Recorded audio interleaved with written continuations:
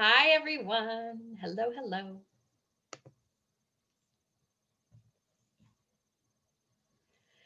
All right, use the chat and tell us where you're joining us from.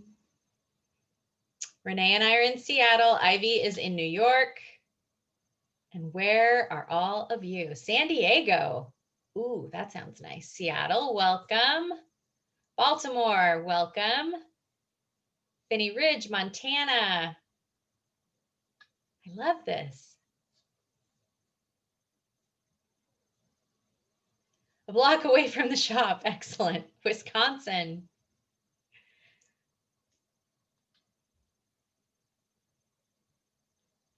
All right, we'll give it just a second. Yes, so cool. So many folks. Johnson City, Tennessee. Finney Ridge representing tonight. And Ballard. White Center, hello. Tacoma, welcome. Wallingford, hey, me too. All right.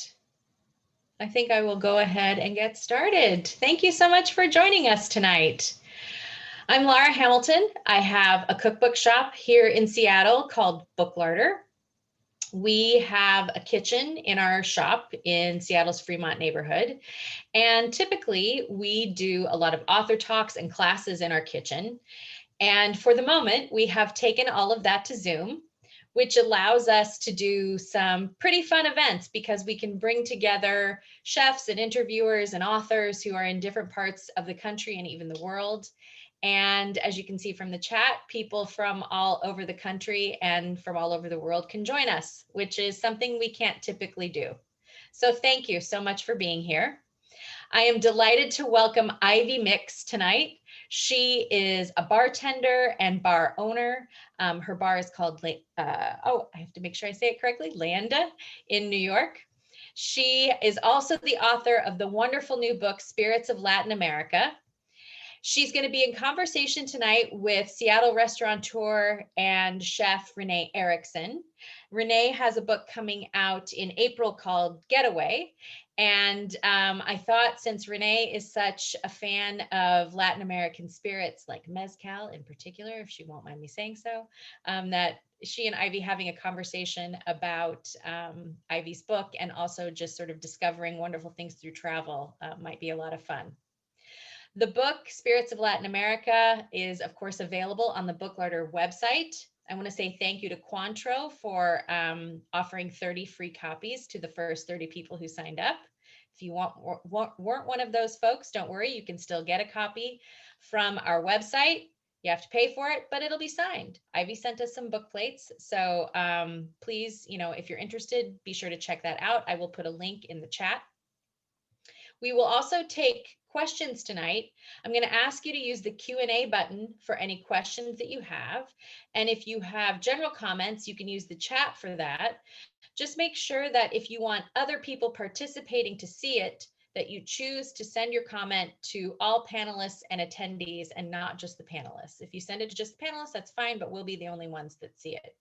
And we can have kind of some fun discussions that happen in the chat if you're interested in that. All right. I am going to turn things over now to Ivy Mix and Renee Erickson. Hi. Hi, everyone. Here. Hi, Ivy. Hi, Renee. How are you? I am. You look like you're ready for a tropical party. I love it. Yeah, I'm trying to embrace everything that I want in life. I'm manifesting in my drinking and my attire. I love it. Yeah. I should do the same. I'm manifesting cold weather and rain here in Seattle, which is unfortunate but traditional. So there you go. Yeah. Right? I love it. Well, I think you have some drinks to demo, but I just wanted to say hello, and Laura wanted me to hold this up too, just really close to the camera in case anyone isn't seeing. Right there it is. The book is insanely beautiful. Congratulations. I know, as Laura said, I'm finishing a book, and especially I think with a book that involves travel and in this case, a lot of historical information. I know how much effort goes into that. So thank you for doing that, because it's a really, I've been reading it, and not only does it make me really want to get on a plane, but it makes me want to drink a cocktail, which is good. And I think, in general, for me at least, the best part about a book is not only like learning about the author, but learning about what makes them, or what they love, and why we're taking the time to do something that is kind of ridiculous and is in regards to making a book. I don't know how your experience was, but it's awful. Like, we're already kind of masochistic to open bars and restaurants. It's totally hard to do. And then I wrote a book, and I was like, God, it's kind of like the same thing, but a little bit more solitary. By a little bit, I mean a lot. Like, I'm serving people, being at the bar and being like, hey, let me do this, let me do that. And then I write a book, and I'm just like, hello. Right. It's hard. Uh-oh. It's really hard. Sounds like they are having a hard time hearing you. Okay. You're gonna either have to yell, maybe. You're used to that in a bar, so you can do that, right? Hell, how's this? Nicole and Aaron, can you hear me better now? My headset, I'm technologically impaired. Better. Okay, good.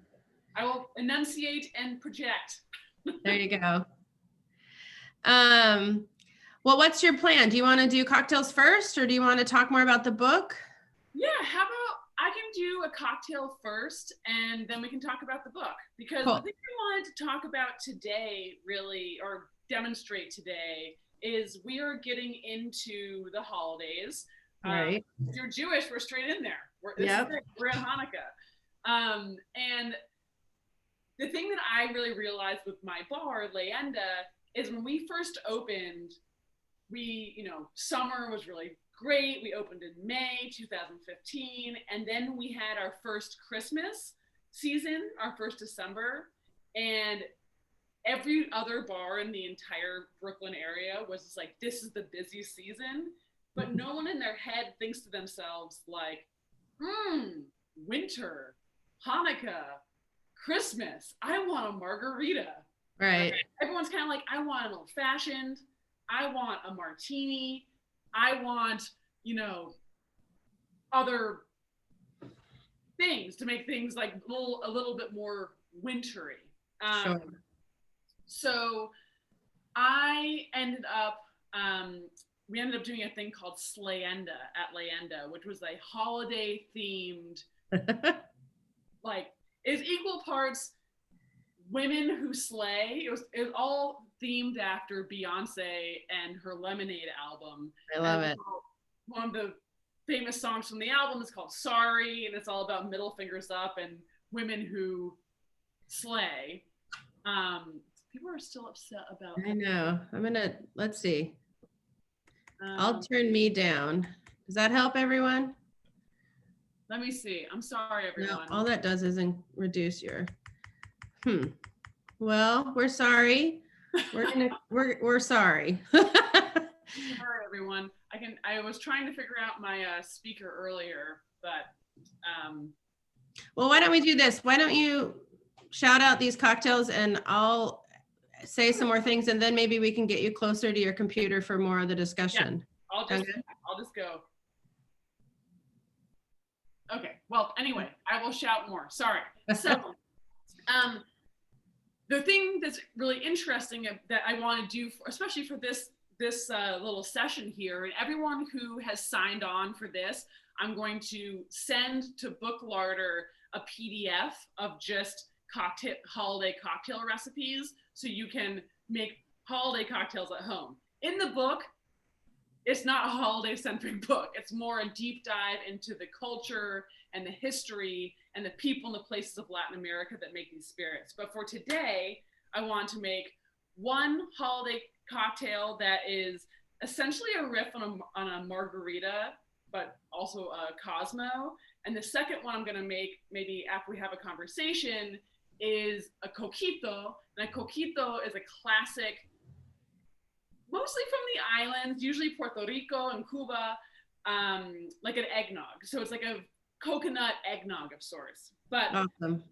the first one I'm gonna make, and we can put the recipes into the chat here.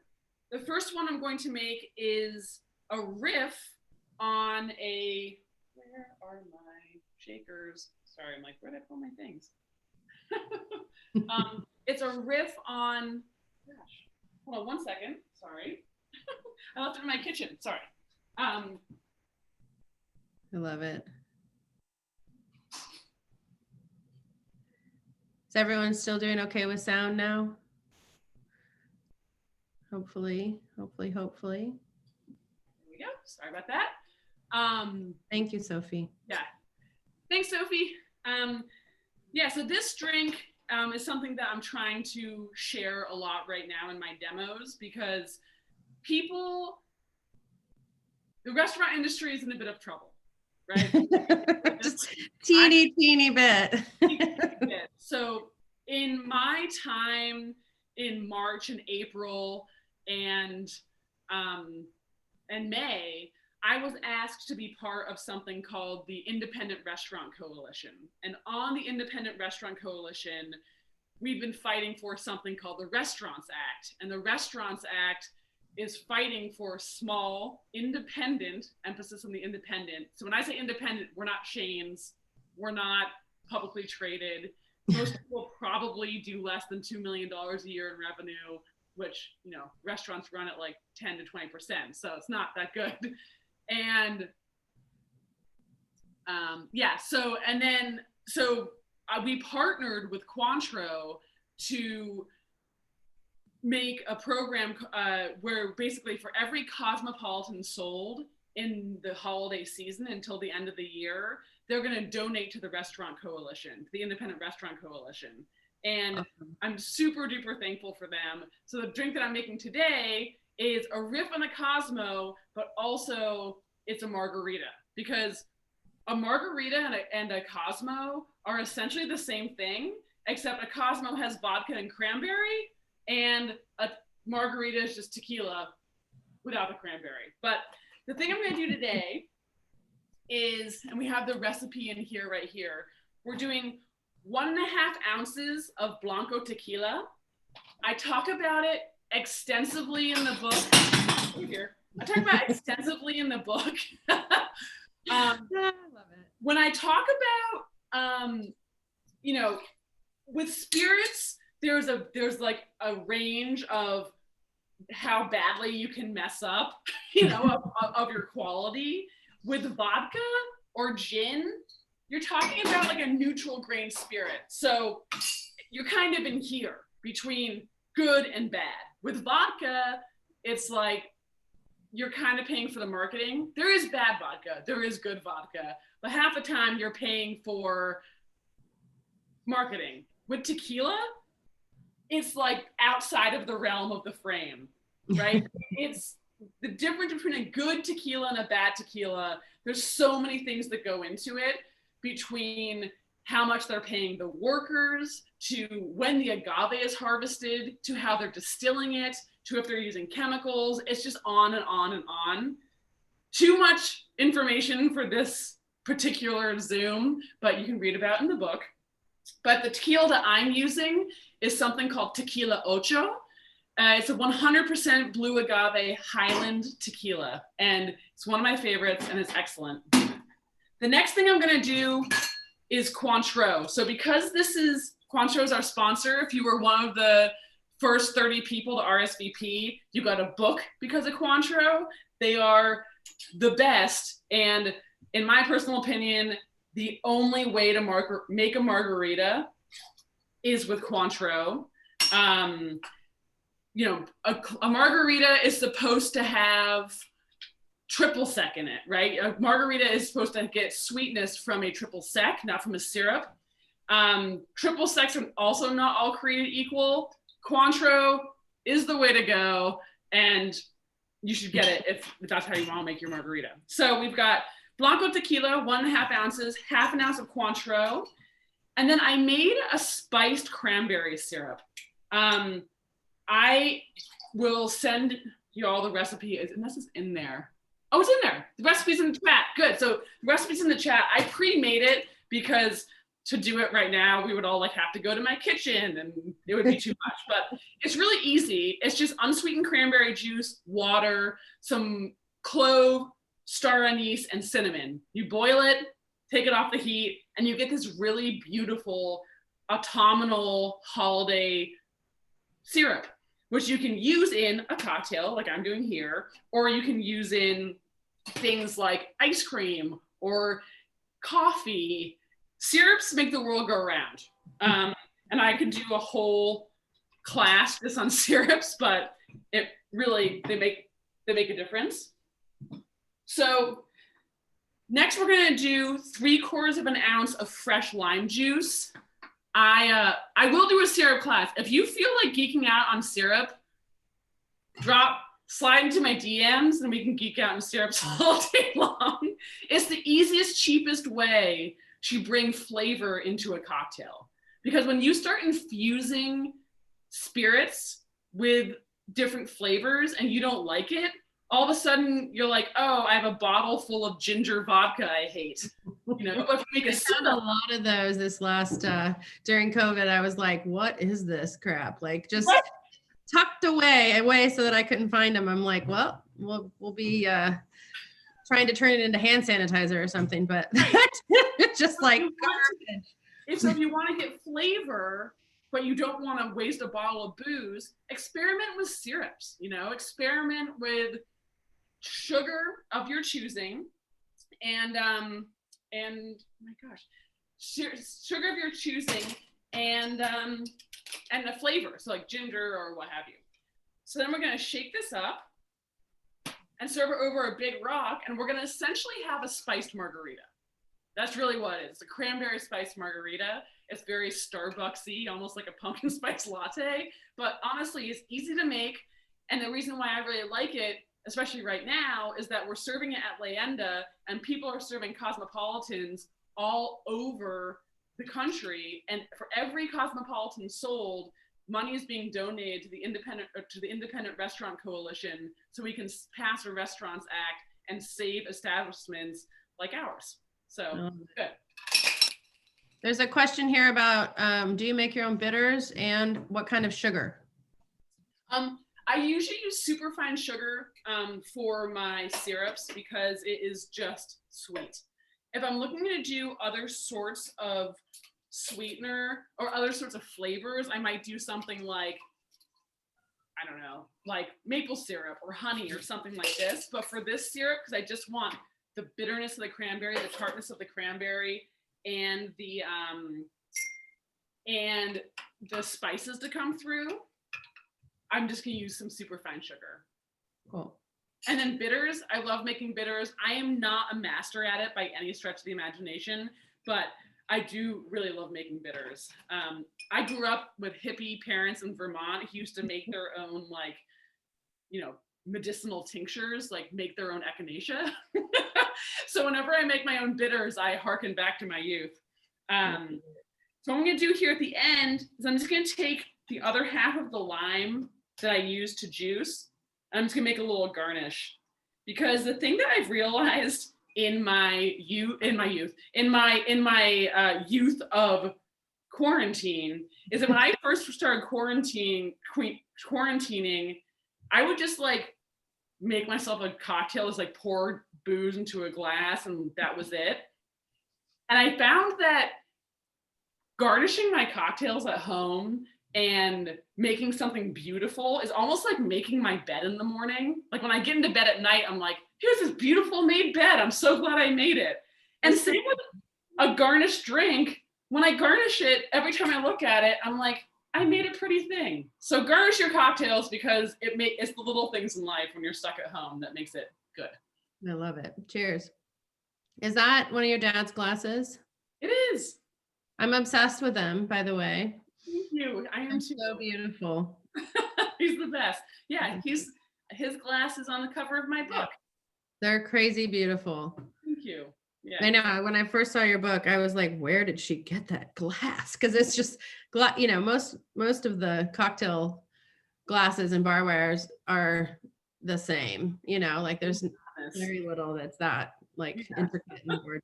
So I will be, I looked at his website because I want to buy some at some point, but I think they were sold out maybe. He's probably inundated. On my website, I'm doing a little combo deal. Oh, cool. You can buy a book and the glassware, but if not, he's on Etsy. So if you look up Robin Mix Glass on Etsy. All right. They are so good. Yeah, I wish I had some before my book got done. Next one. Next time. I know, I was like, where did she get those? Because I've been shopping for, scanning everyone. I never thought of Etsy. Smart. I love it. There's a question around cranberries instead of juice to make the syrup. Thoughts on that? Yeah, so I used to make like my own cranberry relish, like my own cranberry jelly for a cocktail, and it works really well. I just find that depending on the time of year, cranberries are either impossible to find or they are not great. Like you get the frozen kind of ocean spray ones in the bag. The way I make my syrup is I use the not from concentrate, unsweetened cranberry juice. And I find it is pasteurized, which has its, ups and downs, but the benefit of it is it's consistent every single time. So I don't have to rejigger my syrup every single time. And that's why I really like it. It's nothing added, nothing besides fresh squeezed cranberry juice.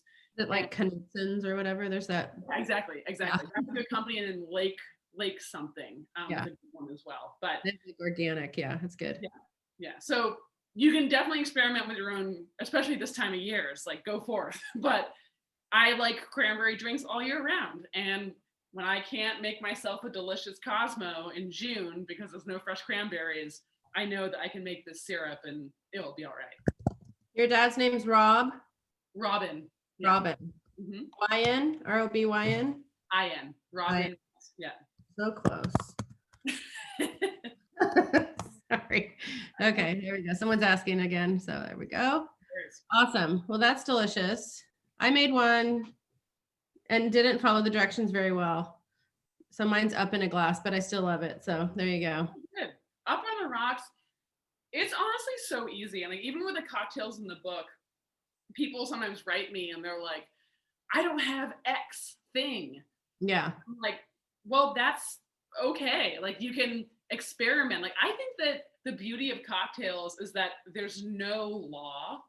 And as long as you understand that there's a certain formula that needs to be followed, people can plug and play and figure out their own adventure within that cocktail.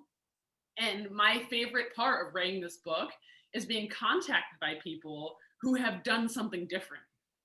And love it. So cool. Like it's so cool that you did that. And I'm so glad that my recipe or my book was the impetus of you doing that. So it's been great. Yeah, it's a thing I think in the idea of a recipe that's hard for some people to get beyond, where like what we really want is you to think about like things you love when you go to choose something in the book. And like you said, if you don't have it, like think about like, well, what's similar or what else would like go well with lime juice or fill in the blank. And I mean, especially with, cocktails are, there's not a huge amount of time outlay and one cocktail doesn't cost a lot. So if it sucks, just throw it down the drain and start over or give it to someone that you don't like. I don't know, but like, it's just not that, I think letting go of the like fear of doing it wrong is really important because, we're all learning constantly. And if we like it, it's great. And if we don't, we'll tweak it. So I love that. So I have my glasses on so I can see this question from Mary. For this cocktail, Mary, I usually like mixing my citrusy drinks with plata or silver tequila, blanco, unaged tequila, because I like the freshness of the agave in there. When I get towards more stirred drinks, if I'm gonna do like a tequila old fashioned or a Manhattan or something like this, I usually go more like reposado or añejo. But for this drink right here, this is a blanco, a plata tequila. I love it. Yeah. So I think just because it's really interesting and have spent a little time in Oaxaca watching the distillation of it, if you could just kind of like high level, just tell everyone the difference. I think it's really well done in your book, but I think maybe people don't entirely understand the difference between, well, mezcal in general and then tequila as one, and what that, how that process is and why they're so particularly different. Yeah, so it's funny because when I opened my bar, I was asked to open a tequila and mezcal bar. And I was like, well, that sounds nice, but I also want to explore more of Latin America. But when I first started bartending in the cocktail scene, people were like, tequila? No way. Like, I got sick one time and I'm never going to touch that stuff ever, you know? And now, 2015 plus, it's in rap songs. It's a cool thing. George Clooney owns a tequila company. Like, it has clout. And then mezcal was risen up kind of on the laurels of tequila. And they're not the same. And as I said earlier, there's bad tequila mezcal, and then there's fantastic tequila mezcal, but there's a big swath in between. Sure. But neither here nor there. The difference is relatively simple. Way, way back, before anyone called anything by what we call tequila or mezcal, any single spirit, distillate, made from agave within Mexico was called mezcal. Mezcal is, they used to call it vino de mezcal. And mezcal came from a word that has to do with Mayahuel. Mayahuel is the goddess of agave from Mayan culture. Okay, so that was way back when. So if you had a tequila or a sotol or a raicilla or anything, people would call it mezcal de from somewhere else. So it'd be like mezcal de tequila was tequila, because tequila is a valley within Jalisco. Mezcal de Oaxaca was what now we all think of mezcal. It's from Oaxaca, although it's from many different places. So the real easy, most basic way I describe mezcal and tequila is similar to how we think about all squares or rectangles, right? Every square has 4 sides, it's in a box, but rectangles can be a square, it can be oblong, but not all rectangles are squares. And mezcal's the same way, okay? All tequila is mezcal, not all mezcal is tequila. And when we talk about today in like modern sense, tequila comes from 5 states in Mexico. The biggest one being Jalisco. And the big thing here is that to the agaves that grow, it's only blue agave. They grow 8 to 10 years, sometimes 13, 14, but not really.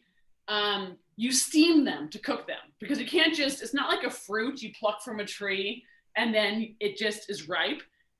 Almost like a grain, you have to cook it to transform the starches and the sugars. So in tequila, you steam it. In mezcal, which can come from 13 different states within Oaxaca, from 35 plus different agaves, or from Mexico, not just Oaxaca, but from 13 states within Mexico, to usually, but not always, to cook the agaves, you dig big pits into the ground and you throw the agaves into the ground and you light them on fire. So the difference is mezcal usually has a very smoky feel. These agaves are smoked to cook them rather than steamed. It's like having a banh mi versus a Texas barbecue. Okay, like that's the real difference there. So yeah, a verbose explanation, but that's how it is. I love it. One question about whether we make cocktails with sotol. Do you? Yeah, I do. Sotol, sotol, for those of you that don't know, sotol is a plant that looks like an agave that grows kind of from Texas down through Sonora. So within the Americas, like from the United States into Mexico, it's kind of like in the middle, like a little sausage in the middle, extending throughout Mexico and the US. Sotol, until the 80s, people thought it was an agave. Until this man, a German scientist or something, he did testing and was like, oh, hold on one second, this is not an agave because it propagates in a different way, and you can cut off the head of it and it will keep on growing, unlike an agave. It's actually an evergreen plant. It's more of a shrub than it is an agave. And this plant, people have been cooking and roasting in the same way. So digging underground, throwing a pit, letting it cook, which it needs to do, and then squishing out all the juices or the sap, and then fermenting it, distilling it, etc. Sotol is so interesting because it is really minty. It's truly like an evergreen. Like if you taste it or smell it, it's like piney. It's unbelievably minerally and vegetal. So for cocktails, it's like uncharted waters. People are still learning what it's about. Like mezcal's cool. People see mezcal like, oh, I love mezcal, or I like smoke. You know, back when I was first trying to sell mezcal in the States, people were like, what is this? Ooh, smoky, disgusting. And now people are like, what's the smokiest mezcal you have?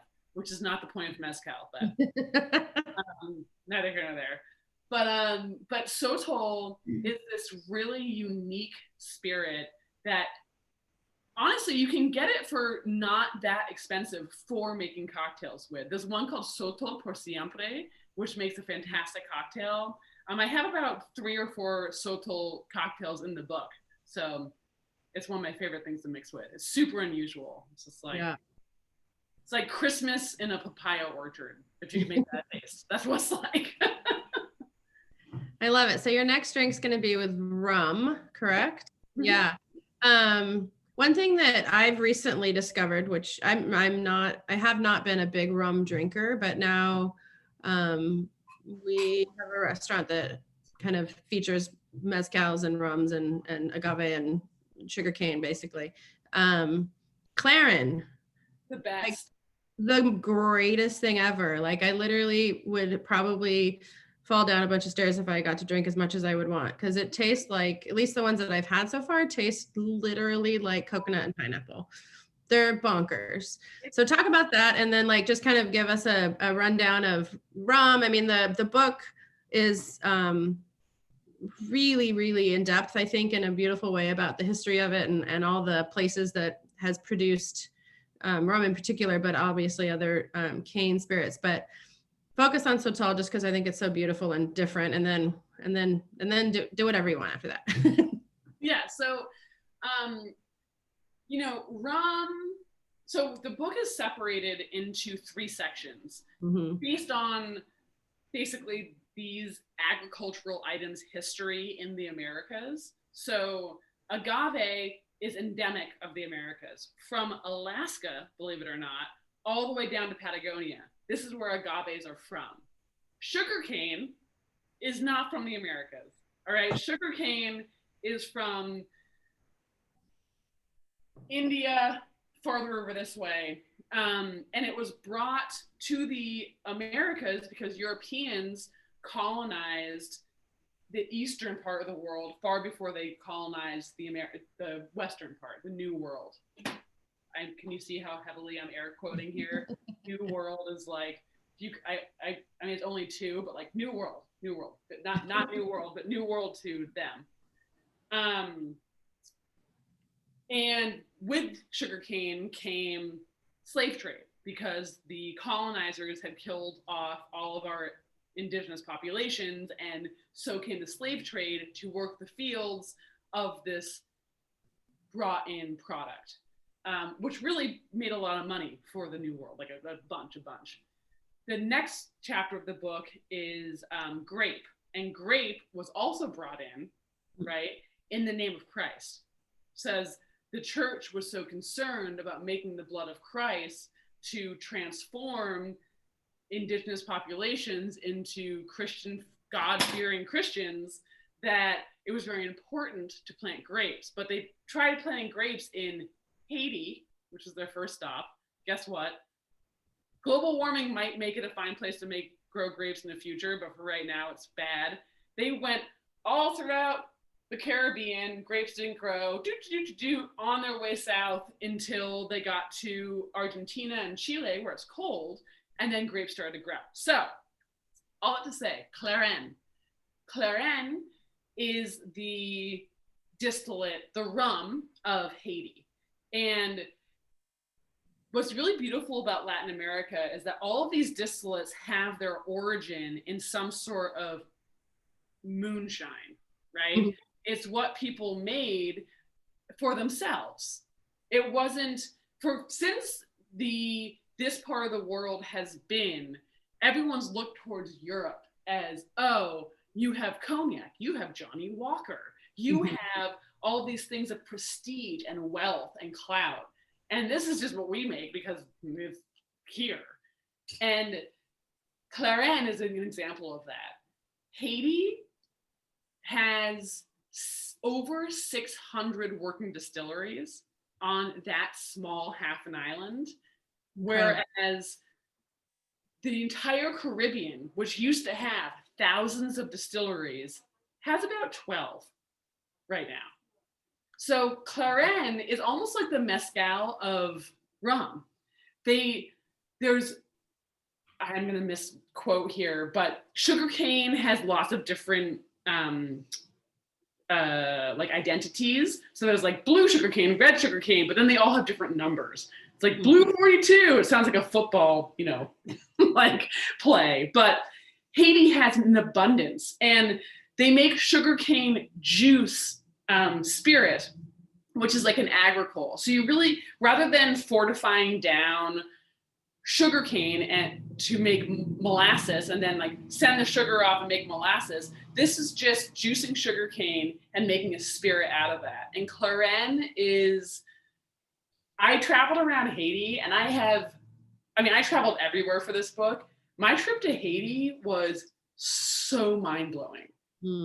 I saw a guy who turned a train car into a still. Amazing. And I was just like, how did you, this is the most insane thing. And like, yeah, gotta make booze. And I was like, I guess so. I was just so like, this is insane. If you can get your hands on Clairen, which is Clarin, get yourself some. There's people becoming more interested in it, so you can get some different kinds. It's similar to mezcal, where each region and each town has its own style, but highly recommend. It's the best. It's the best. I was really like, no, I don't know. I don't want to drink rum. Someone gave me that, and I was like, holy shit, I love this. And that's a slippery slope, if you know how that goes. You're like, delicious. It's so delicious. In Seattle, you can definitely drink some. Oh my God! If Jim Romdell was on the phone, he would know. But Roomba in Seattle will be able to point you in the right direction for sure. We have it at Westward too, and the ones that great. Sajus, is that the distillery? That's one, yeah. That's the ones that I'll type it in for you. Yeah, Sajus is my favorite. Of course it's also like the most beautiful label, and it's so good. Yeah. It's like what you should put in everyone's stocking this year. If you do stockings, you should just give it away. It's so good. Like that's a whole other part of the conversation, but Latin American spirits the beauty about Latin American spirits is that this part of the world has been forgotten and is poor a lot of the time. And people who work in spirits, it's just a form of agriculture, and agriculture is not like the wealthiest of stuff. So anywhere in the world, really. Anywhere in the world. So if you can, buy them, because literally every bottle you buy of a reputable, I should say, brand, you're helping people. It literally makes a difference. So you can drink delicious stuff and help a whole community out of poverty. So you should do it. Yeah. Well, let's do this cocktail. Yeah. So we'll do the next cocktail. So this next cocktail is a coquito. And a coquito is like It's basically like Puerto Rican eggnog, but not really. Okay, so if you are Puerto Rican or you have a friend or maybe you're a Cuban or what have you, everyone's grandmother, abuelita, has a coquito recipe. The one I'm making right now is like a simple coquito. I'm not trying to, some people are like, no, you have to make your own coconut cream. You have to do all this different stuff. I'm not doing that today because I want to give people a more simple recipe. But it's one of my favorite drinks of all time because it's like the best eggnog you ever had. Eggnog does not have to come from a carton and taste like crap. It can be delicious. So the first thing we're going to do is we're going to take an egg. Yes, a whole egg. Buy organic, you're going to be fine. We're going to crack the whole egg into our tin. Okay? One whole egg. It's going to be okay. I taught a class on a coquito 2 days ago. And people were like, no, whole egg. And it's like, you're going to be fine. It's not so bad. Then we're going to do an ounce of coconut cream. This, you can make your own coconut cream. You can do whatever you want. I love Coco Lopez. There's no shame in Coco Lopez. So good. At Leyenda in normal times, when we don't have to like individually sterilize and wrap every silverware, we keep our silverware in Coco Lopez cans because I love seeing people's reaction when they read the nutritional information on it. It's not health food. So yeah, so you can do 1 ounce, which is 2 tablespoons of coconut cream.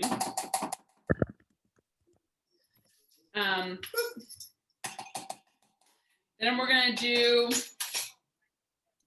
in the recipe on there, I know I say for half an ounce of Oloroso sherry, but what this drink is it's a flip. In classic cocktails, a drink that has a whole egg in it is called a flip. It's a classic, old school, prohibition style cocktail.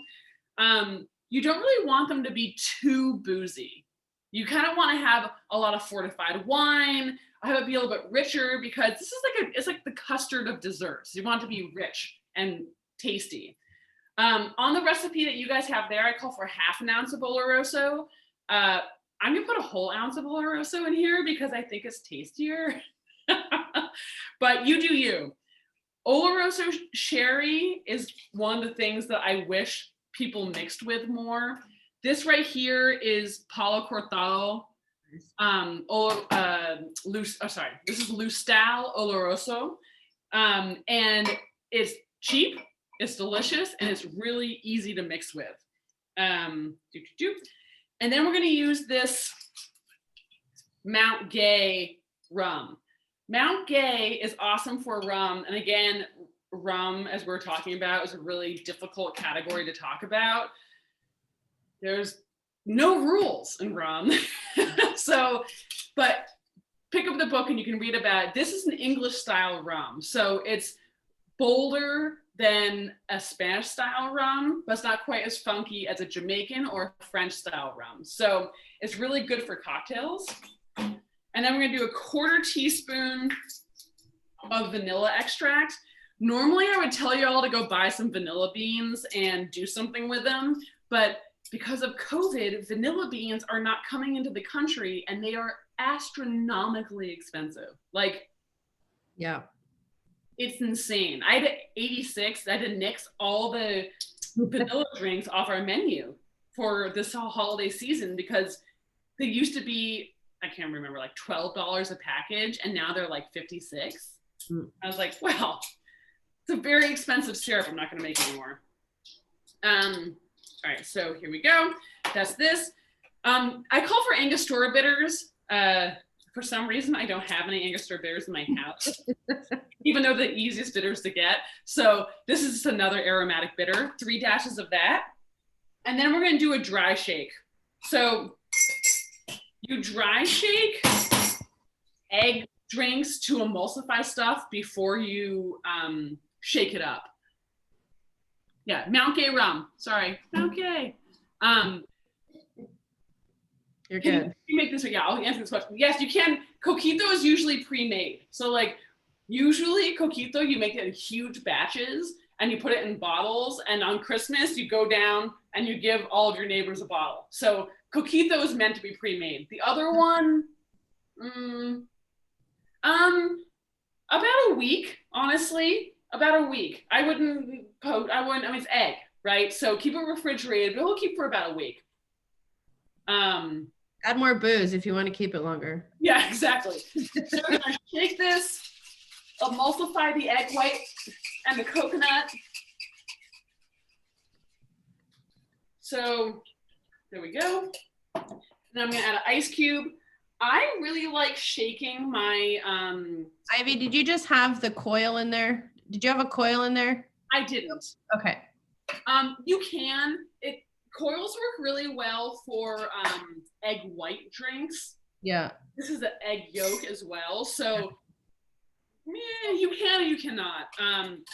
I don't usually because, quite frankly, I hate cleaning stuff. I've been bartending for 15 years and it's just one more thing to clean. So I have not, in my many tests of a coil or a non-coil, I have not found the coil to make that much of a difference. So I would rather sit this in there, especially if you're going to store it for a while. It wouldn't make any difference. So no. Yeah. And if you are going to store this drink, I recommend shaking it up again before you serve it. Like even if it's just in a blender to aerate it, like when things are a little bit more light, I find it much more pleasurable to drink. So I have my glass, I'm going to shake it up. And because I'm using big cubes, I like to shake with big cubes for egg drinks because it doesn't pulverize as quickly. So I have these like 2x2, you can't really see this, these 2x2 little trays. But you can shake for a long time and not have it get too dilute. As with egg white drinks, is really important because you don't want that much dilution in this drink. Like it's supposed to be a little bit custardy and thick. So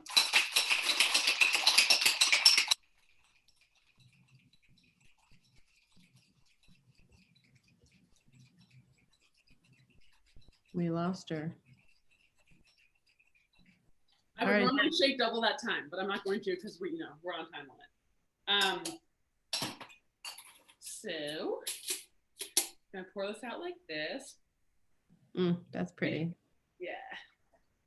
If you are batching up a few of these, do it in a blender with some ice or some water, and then just refrigerate it. There's no need to shake your little heart out because this is going to take too long.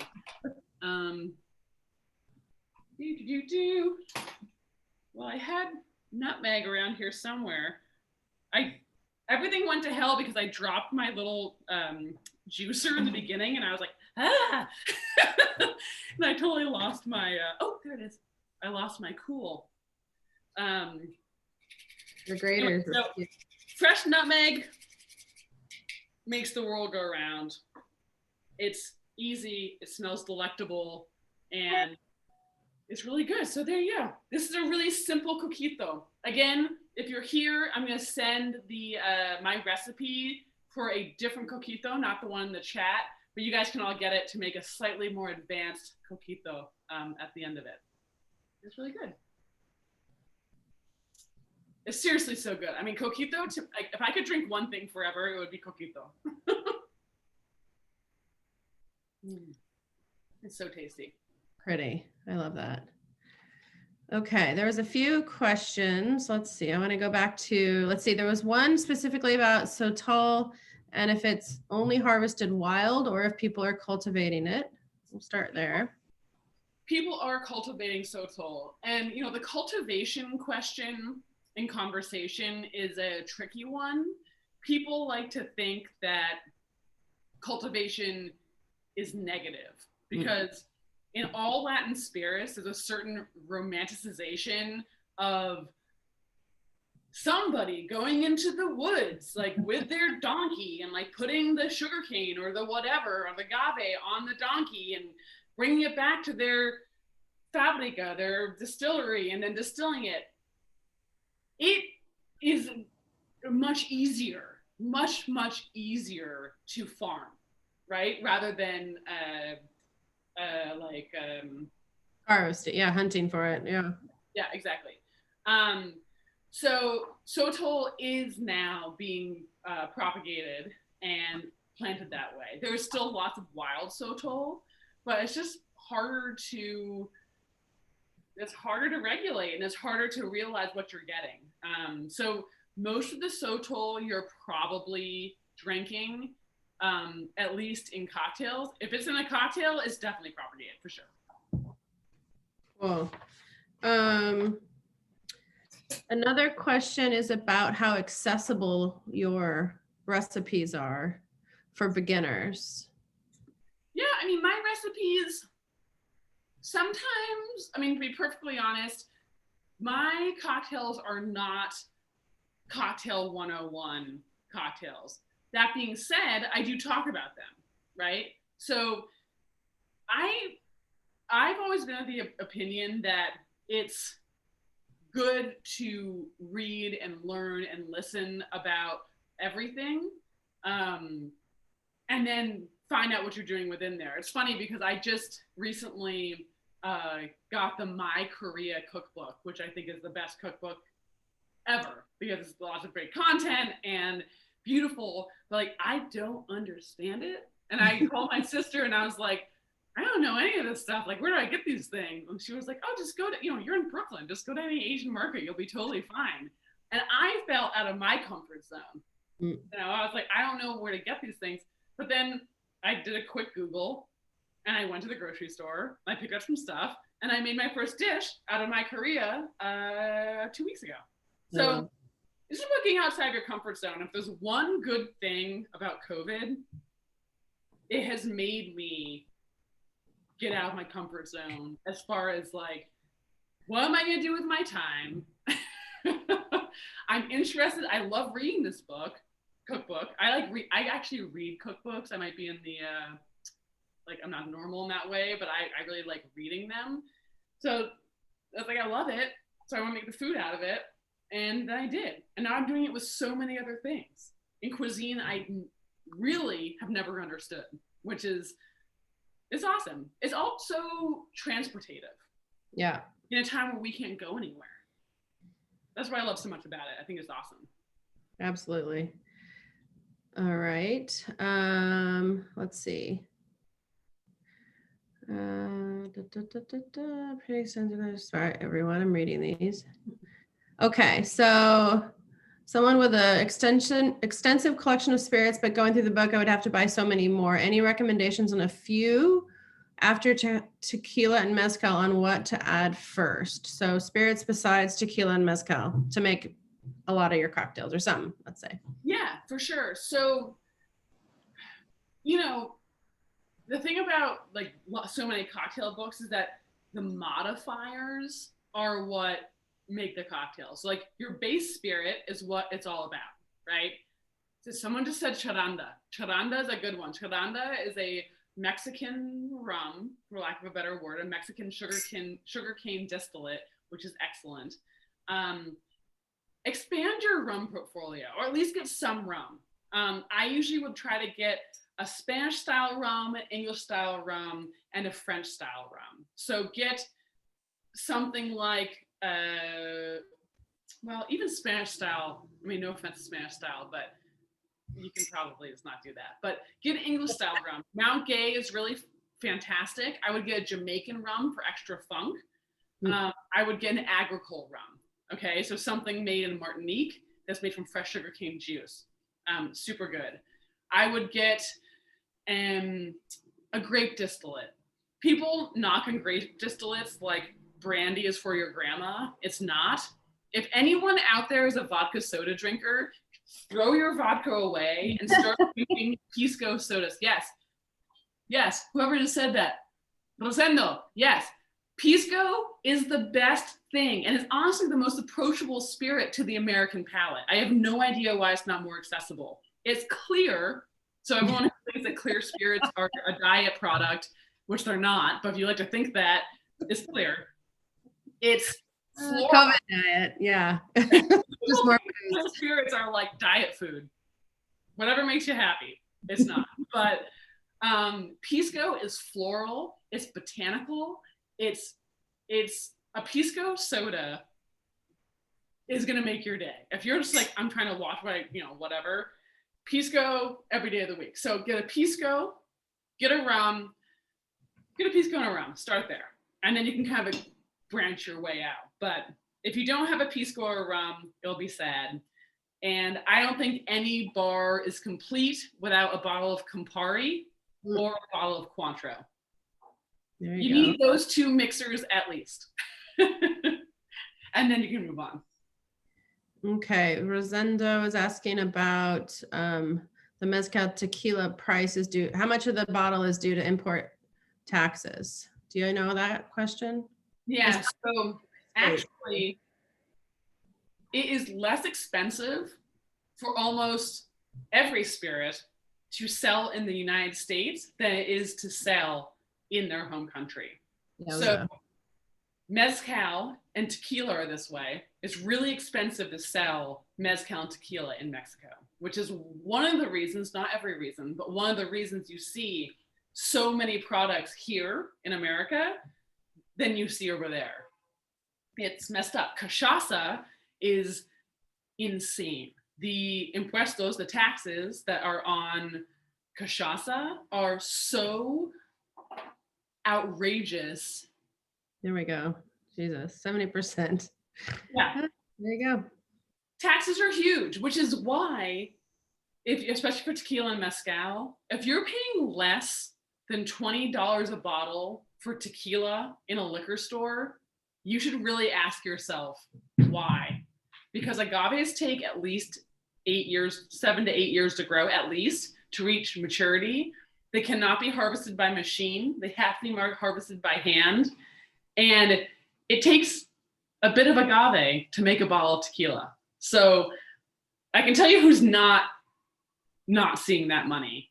The big guys who own the distributors, they're seeing that money. Mm-hmm. The guys who are harvesting with their bare hands, those agaves, they're not seeing that money. So it's really important to realize that we should be paying for our products. Yeah, I mean, I think that's something I think across the board has been a challenge, I think, for Americans to kind of get on board with, because I don't know, somehow we've gotten to a place where we think it should be cheap to have anything that's consumed, but it's the Amazon lifestyle. Yeah, well, yeah, welcome to Seattle, but but I do, like, I think it's like it's the same with wine too. Like, do you want to drink something that's like that you feel good about and then it actually tastes delicious, or is it just like a beverage? Mm-hmm. I think there's so much more to it, especially like, reading this beautiful book, to hear the stories of these people that have made it their lives to produce these gorgeous things that are very much, traditional, obviously, but also like about their place and the, the love and the care that goes into it, versus, like you're saying, like these big, if it's stacked at Costco, it's garbage. So I think, like in like a broad sense. So, pay attention to what you're buying. And like the dollar part is, I know there's a lot of issues around, cost of things. I appreciate it. But then you think of things like Pisco and things like that, they're not expensive. I mean, hell, even a bottle of Campari is not that much, and you get a lot from it. So, I think, kind of rethinking what we have and being particular about that is pretty important to make a really delicious drink. So, let's see. What about Cana for a rum? Can you suggest a brand? Of what? What about Cana? C-A-N-A? Don't know. Maybe it's like caña, like the sugar, like caña means cane. So caña. I needed the little hoo-hoo over the top. Yeah. Let's see. Okay. Bye, Amanda. Thank you. Bye, Amanda. Maybe it's a brand, caña, or is that just a general? There's flor de caña. There's lots of caña. There's Oh, okay. And I guess that's sugar cane. So there are many caña style rums out there. Okay. But yeah, if you have a question about anything, also for anyone who's here, I know we're over an hour now, going on an hour, but I'm at Ivy Mix on Instagram, and I am more than happy to geek out all day, every day on anything you want to geek out about. So slide into my DMs and be like, "What's up with Kanya?" Blank. Yeah. I'll be like, "Let me tell you what I know." I love it. Well, thank you so much. This was so this has been so much fun. I'm so stoked. I'm such a big fan of your store. Like, oh, thank you. Oh my gosh, I'm a huge fan of your book. I've never seen anything quite like it, and I learned so much reading it. So thank you so much for writing it. Thank you. I love it, and I love that we're just a bunch of females kicking ass on this, right? Which I like my on my tombstone it'll say drunk feminist. So and on that note, thank you, Ivy and Renee. Thank you everyone for joining us. The book is available at booklarder.com. We will send everyone a follow-up email with a link to this on YouTube so you can share it with your friends, and we will include those recipes that Ivy promised as well. Thank you so much, Renee, for hosting tonight. Thank you, Ivy, for mixing the drinks and writing this great book, and congratulations on your book. Thank you. And Renee, good luck with everything on your book. Yeah. It's not easy. Thank you. I can't I will. Your efforts. All right. Coalition. Thank you, everyone. Happy holidays. Thank you for joining us. Bye. Bye, y'all. Be safe. Take care. Bye. Bye.